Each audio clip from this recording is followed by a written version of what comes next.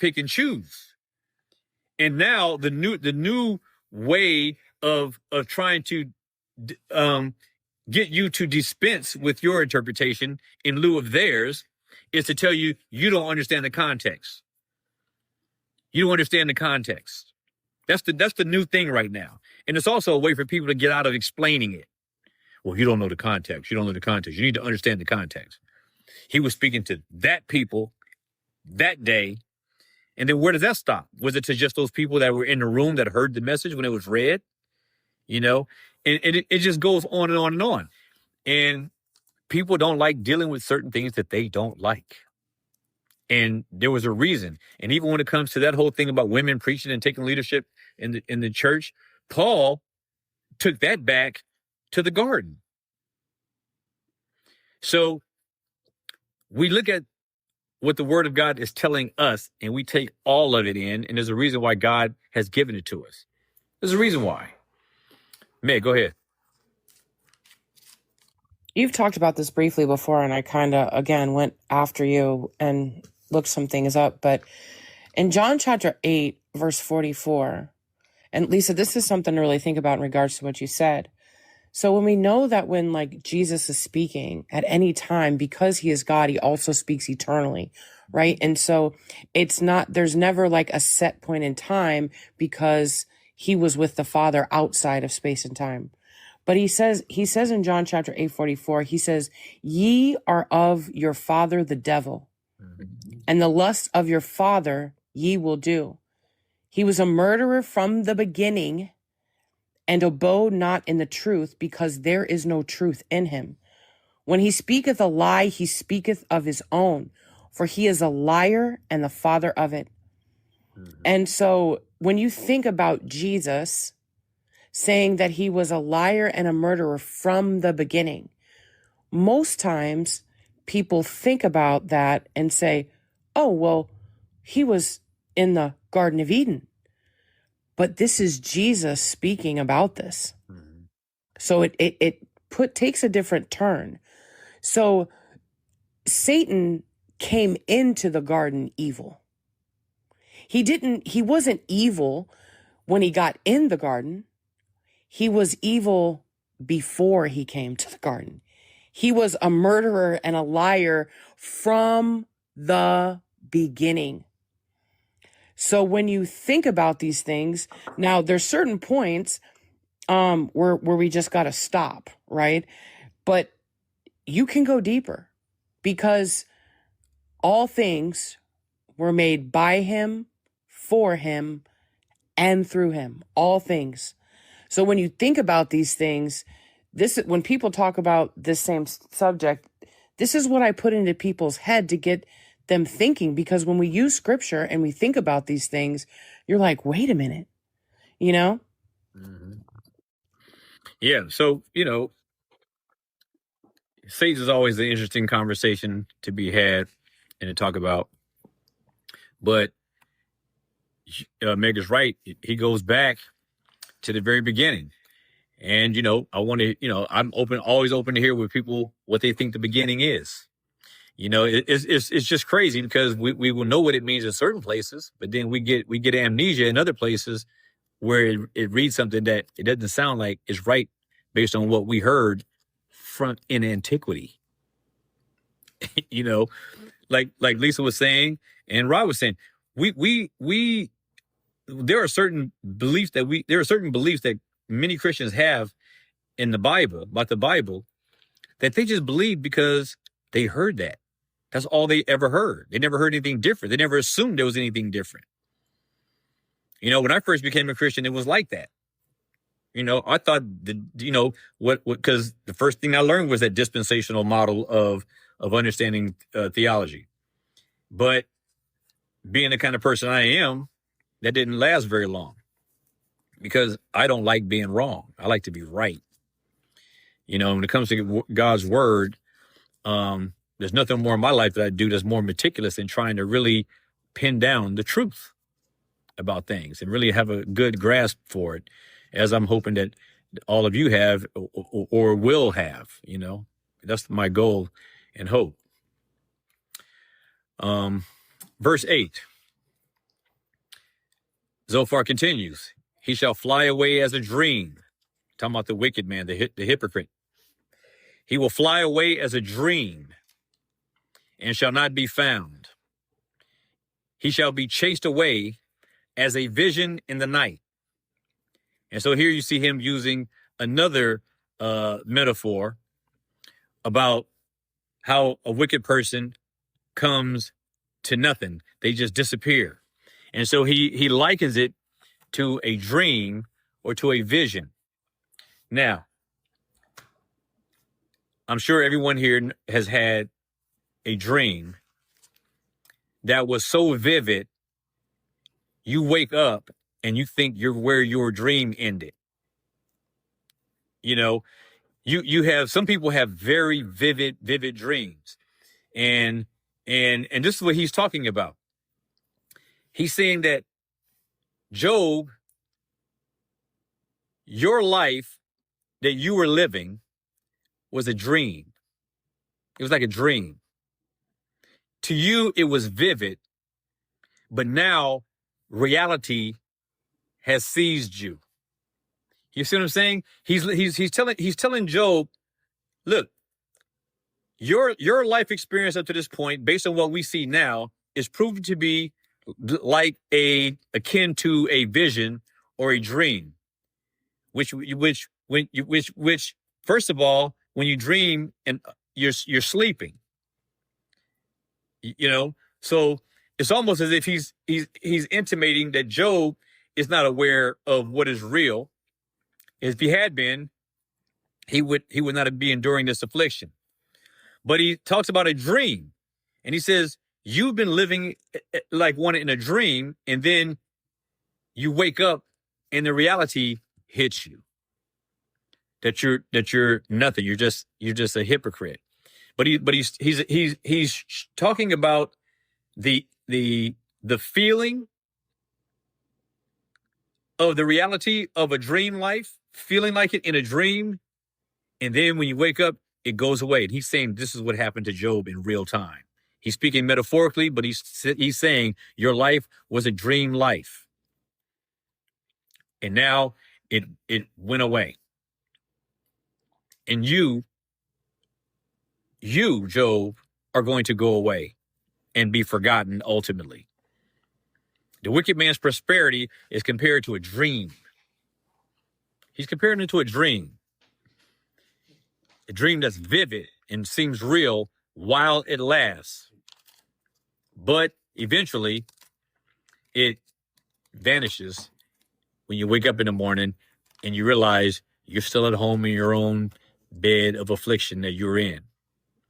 Job, he is told by Zophar, your wealth was inevitably going to flee, because it is obvious that you are a wicked man, that you are a hypocrite. And so this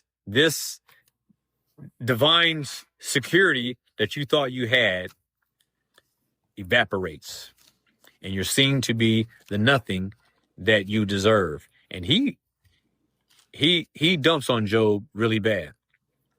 So he doubles up dreams and the visions of the night. That's how long your prosperity and your wealth and your power will last. About a dream. You will feel like it's real, but you'll wake up to the reality. Judgment is coming in the morning. You know that verse in Psalm where it says joy comes in the morning? He's talking about, to Job, judgment is coming in the morning. In other words, your life was a dream, and now you're waking up to judgment. And this is the first fruits of it. Anybody want to say anything at this point? I'll just say, I don't know why Zophar is making that accusation. Job has been crying out for the Lord the whole time. Right. It's almost as though Job would hope that God would come to speak to him so he can find out what have I done, Lord, or what is this about? Mm-hmm. Sorry, not what have I done necessarily, but what is this about? Right. And if Zophar is saying your judgment is coming, Mhm. I would just think that he's not been listening at all to Mhm. what Job has been saying. Job is Right. just a few verses before, he said, I know my Redeemer lives and I will stand before him. And Job is willing for that. He's Mhm. longing for that.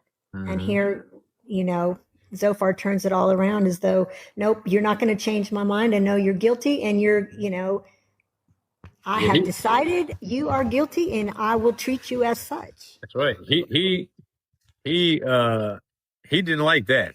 He didn't like that. Brother Pat. When somebody's in a bad situation, what would you do as a friend? Like, this seems purposeful to me, Jonathan.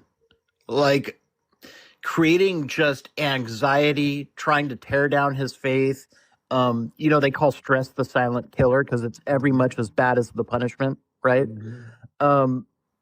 You would think that as a friend, let's pray together.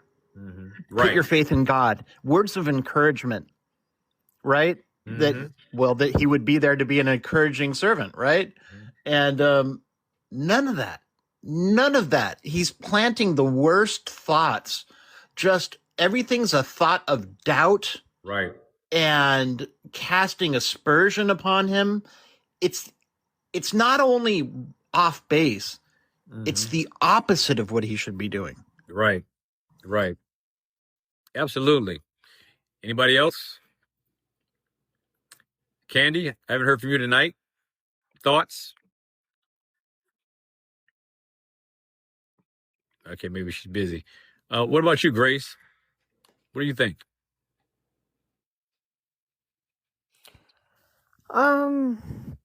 Yeah, just what Sister Lisa said. Just that, like, Zophar is he's getting, like, meaner with every comment. And it just makes me wonder, like, how Job is feeling. Like, just imagine, like, how crushed in spirit he is feeling right now. Mm-hmm. Yeah, he. So even here it says in verse 9, the eye, Zophar says, the eye which also saw him shall see him no more, neither shall his place any more behold him. So you really get another heightened sense of his isolation and alienation, being made strange to those who were with him, and those who knew him, even the people that worked for him. Even it said his maids, So all of his familiar surroundings, all these people, they reject him, and basically he's sort of erased from the landscape, so to speak. And so he says, no eye which saw him shall see him anymore, neither shall his place anymore behold him. Even his own estate, his dwelling place where he lived, the seat where he had the most influence, they won't even know him. So he won't be known by anyone. He will be completely forgotten. And that's what he's trying to tell Job. You're going to be forgotten. You're going to be a footnote in history. And no one's going to remember you. No one's going to know you. And none of your deeds are going to be remembered. Candy, go ahead. It's like in Psalms 37, verse 20, but the wicked will perish, and the enemies of the Lord will be like glory of the pastures. They vanish like smoke. They vanish away. Mm-hmm. And then verse 36 says, Then he passed away, and lo, he was no more. I sought for him, but he could not be found. Mm-hmm. And then a couple of verses down, all transgressors altogether will be destroyed. The posterity of the wicked will be cut off. Mm-hmm. So exactly what he's saying, just saying it the way he's saying it, but it's in scripture to back it up, Mm-hmm. So he's not lying. He's just using it in the wrong hypocritical state, I guess. Well, to the wrong person.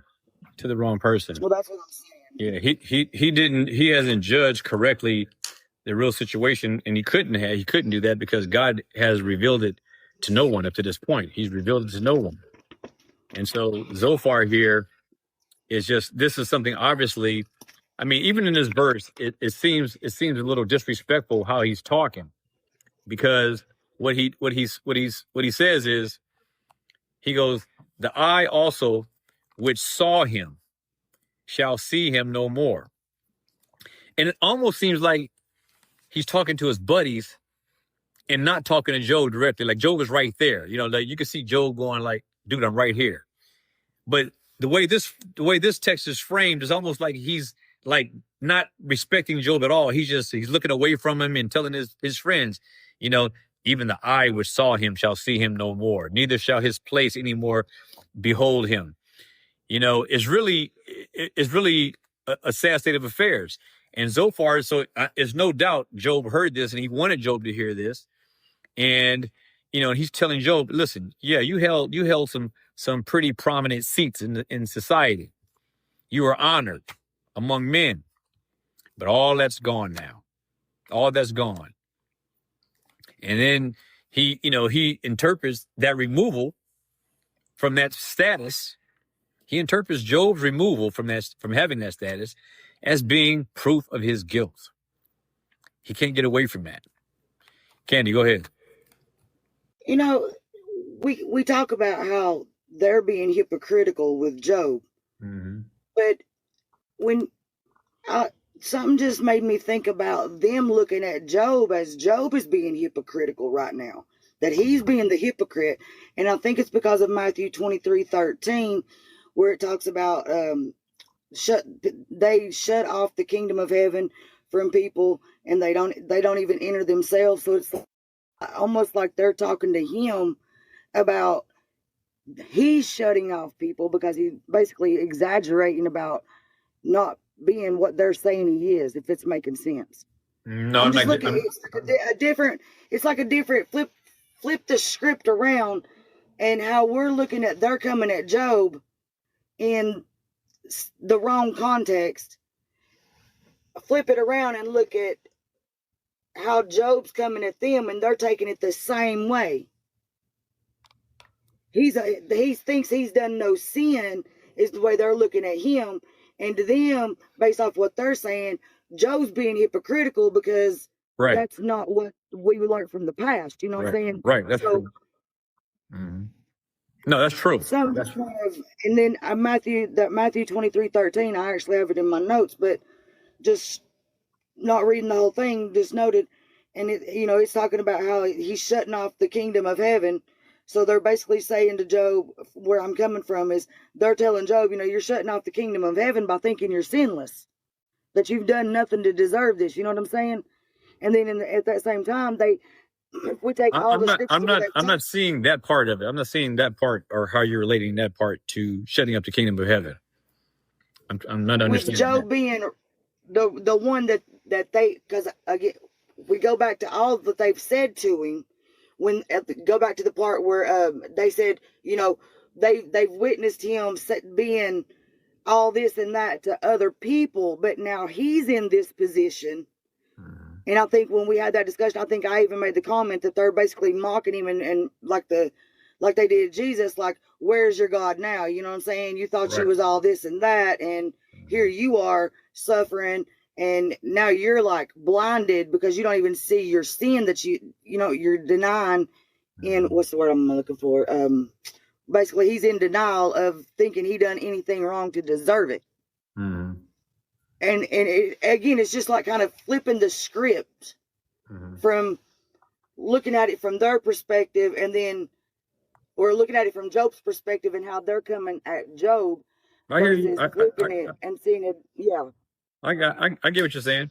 Yeah, but the main thing what they're directly doing is he's flat out calling Job a hypocrite and a wicked man who has come to the end of his rope, and this is evidence, and his affliction is the evidence of his guilt. That's what is being said here. And with the 23:13, if you take where I went back to where he was for other people, you take that and apply it to what Job had done prior to, it still falls into that, is where I was coming from with it. Okay. I see you don't understand what I'm talking about, but well, we can clear. I'm trying to like shorten up like what I'm saying. That's all right. Bits and pieces, but that's all right. I think I get I think I get the gist of it. But I see what you're saying. Well, you Brother take Rodney. these TikToks with both people. One's coming from this side, one's coming from this side, and both sides are saying, you're wrong, you're a hypocrite, you're a hypocrite. That's Yeah. how I kind of crossed my mind right then. That's all. Yeah, I get it, and I'm sure there's a lot of that in there, and on Job's side as well. But Job told him flat out, you lack wisdom. You don't have any. I can't reason with you. He said that before, and I'm sure he probably thinks that they are hypocrites. But we hear them really being overt about it, and being crushing about it, and so that's what Job was responding to. Brother Rodney. I'm trying to make it short. You mentioned something earlier about sometimes, we just learn things and we're taught things and we go with them, and that's kind of how I honestly was. I probably one of the most ignorant people on the panel. Humorously, I'm saying that, but because I did, honestly, I learned all this in Catholic school growing up, and I just thought that was it. I won't say I turned my back on the Lord, or even as I'm giving my life back to Christ, it's coming full circle, but. Right. With this last situation, I just wonder why, it made me think like why people, why are they more comfortable explaining someone's suffering than actually sitting with them through it? And through my situation, everybody left. Mm-hmm. And again, like I said, I feel like Joe a little bit because I was a bit thin. I didn't do some of the things, or I didn't think that I did anything to deserve what what happened. But it seems that everyone left me, even people who I thought could protect me in a sense. You know what I mean? So I kind of wonder about that, even what everybody's saying. Even the question you asked the other day, would they have been treating him differently had he sinned, or had he been like one of them? And it's seeming intentional that they want to destroy his dreams and everything, and bring him down to the point that kind of how people are like, Ronald, when you gonna get your get back? You can't just walk around and people gonna play with you and all this and all that. And so my other ultimate thing is, what does the word speak to about those who just don't break? And I guess that's what we're going to get to in Job. So I'm kind of eager to find out. Mm-hmm. And that's why I say ignorantly, because I've heard Job's story, but I never got this deep into it. And it's just hitting me where I live, as my grandmother used to always say. That's good, man. We're gonna try to keep giving you some gut punches till all your ribs are broken by the time. Please do, everybody. Hit me everywhere. Please continue to wake me up, man. Not wake me up, but bring me closer, please. I thank you all. Exactly. Meg, go ahead. I'm gonna ask a really honest question, but I was sitting here thinking, have any of us, if we're being honest, ever kicked anybody when they were down? Yes. Unfortunately, yes. Unfortunately. Yep. I know I have. I have for sure. And I'm gonna tell you something. In that moment, when you have kicked somebody that has been down before, there is a pleasure in it. And if I'm being honest, because, and when I'm thinking about these verses and his friends, it makes me angry because, like, I know what secretly, and here's the things, secretly, the intent behind all of it and what that feels like. It's like if somebody had done something to you and they were now in a position, the guilt and the things that you make these people feel, there is something behind it. And to say that there's not, they would be a liar.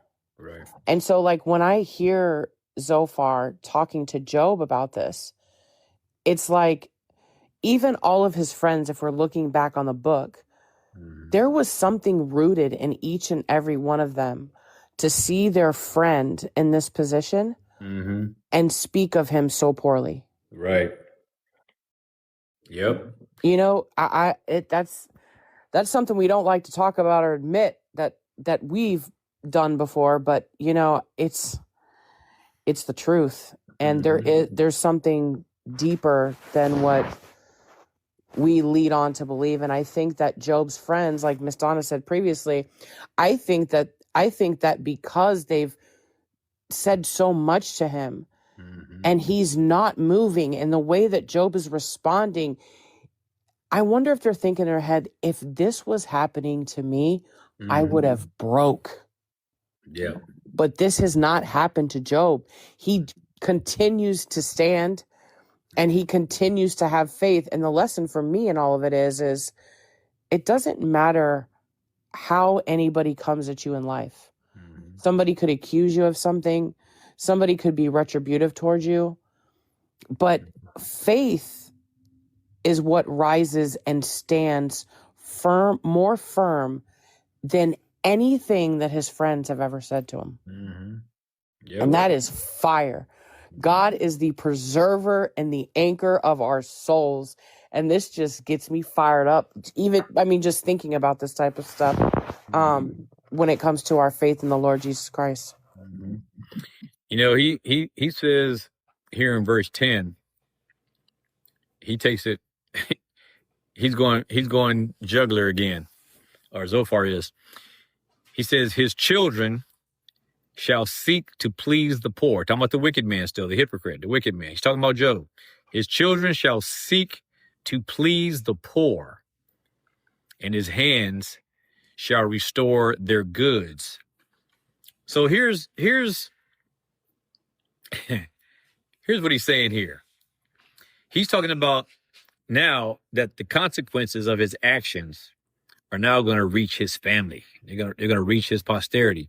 Now, keep in mind, Job lost his 10 children. And so for him to be saying this is just really, is really cruel.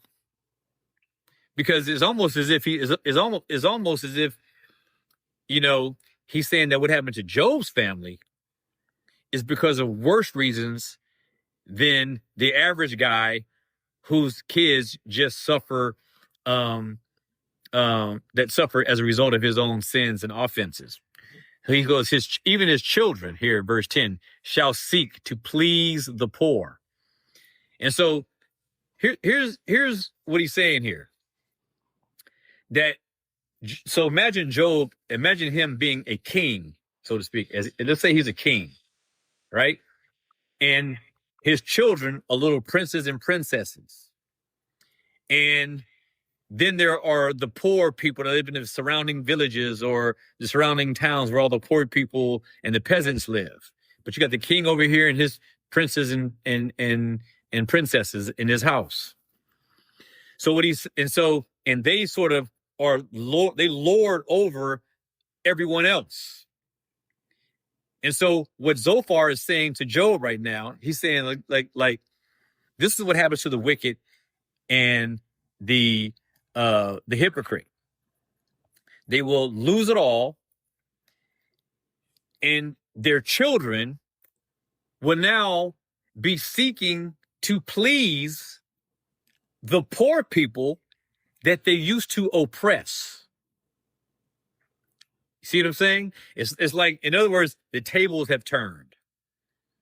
And so he said, yeah, your children will seek to please the poor. You're going to be reduced so low that your children are going to become the subjects of the people you oppressed. It's a powerful thing. The children of the wicked man are also going to be humbled. And then it says here, his children shall speak to please the poor, and his hands shall restore their goods. Now here, it seems to be intimating that he's going to have to deal with some kind of restitution, some kind of payback, for his wickedness.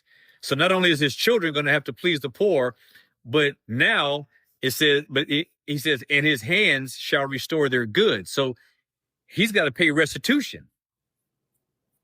That's what he's talking about. There's going to be some payback here. Injustice, what Zophar is saying is that injustice doesn't just stop with you, Job.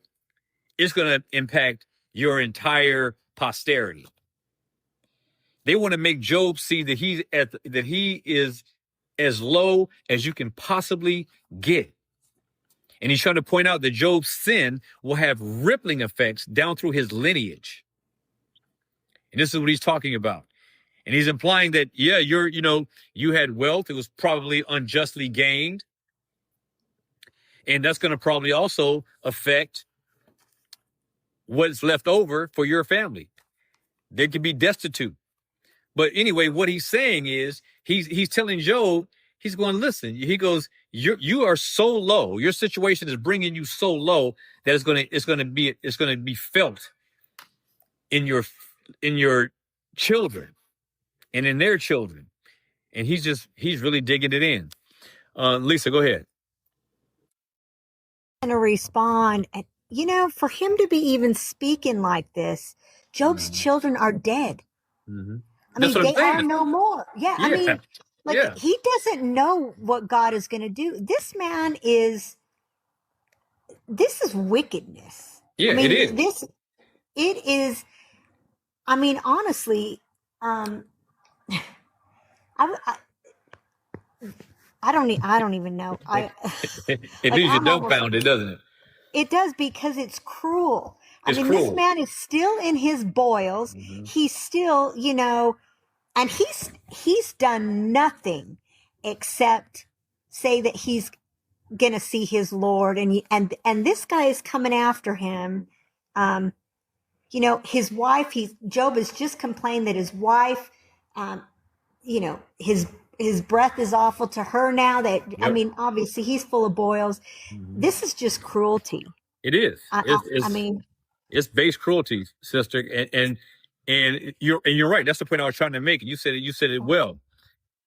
He's saying this to Job, knowing full well that he lost 10 children. So he's basically what he's saying, especially if we start from verse 5, where he starts talking about, in verse 4 and 5, where Zophar is saying, I'm going to be bringing to you the words of wisdom. I'm going to bring to you, and I'm going to bring to your recall what we have learned from the past, from antiquity, that you seem to have forgotten, Job. And he's going, one of the things is that the wicked man, the hypocrite, his prosperity will be short-lived. And he says, and his children, even your children, will seek to please the poor, and his hands shall restore their goods. But the part about the children, as you brought up, is that he's saying that we knew all this, that even the children are reduced to this position and status. But Job's children, all 10 of them, were all killed in a single day. So when I'm reading this, right, here's what my mind is this is the picture my mind is making. Because when you read, you have pictures pass through your mind. So I'm seeing Zophar go, yeah, Job, even this hypocrite, this wicked man like you, even his children shall seek to please the poor. Oh, but sorry, yours are already gone. That's so mean. That's horrible. As if to dig it in deeper. The standard that we know about is that your children will suffer. But your guilt is apparently so great, it explains why your children are gone. It's a dig. It's a colossal dig. Pat, go ahead. I really feel like we better learn from this, because humans have an amazing ability to justify the evil that they're involved in. And your thinking becomes twisted if you're not careful and under constant examination of your motivations and making sure that your beliefs are biblical. When you're talking about this might sound strange, Jonathan, but I'm thinking of people that we view as great villains in history. Mm-hmm. The Stalins, you know what I mean? The guy you're not allowed to talk about on here, the Genghis Khans, and they all viewed themselves as heroes of history with righteous goals, and the things that they were doing, although there were difficult actions they had to take a part in, they were justified because they were for the greater good. Rarely does anyone ever view themselves as the bad guy. Right? And that's why we need to be real careful lest we be the bad guy. That's right. That's right. Mr. Zach G, welcome, brother. I don't know if you want to say anything. Would love to have you contribute in any kind of way you'd like. Welcome. Yeah, thanks for having me up, man. Been listening to you for a couple of days. Been on TikTok just a while, so appreciate the I'm sorry about that, brother. no, appreciate the fellowship.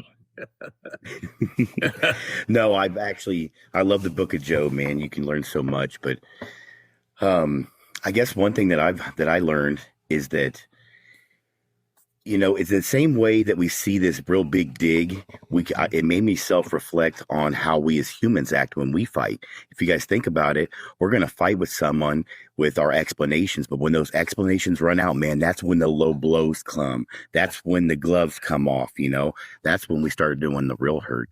And that's what we're seeing these guys do here. And but a lot of times, too, if you look at what they're saying, some of the stuff they say is true, you know, like sometimes we can reap what we sow, but, you know, they don't really understand that not all, you know, suffering is punishment, you know? That's right. And so, yeah, that's, it's just so bizarre. But I also